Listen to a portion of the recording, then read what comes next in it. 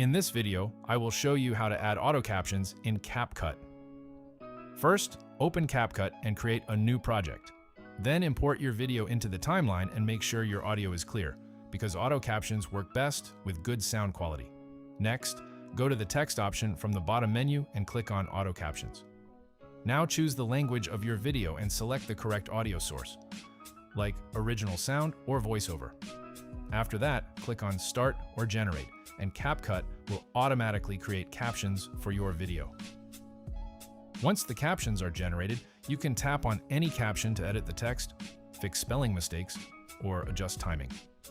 You can also go to the style settings to change font, color, position, and animation to make your captions look more professional. Finally, preview your video to make sure everything is synced properly, and then export it. That's it. Your auto captions are now added successfully. If you found this video helpful, subscribe to our channel.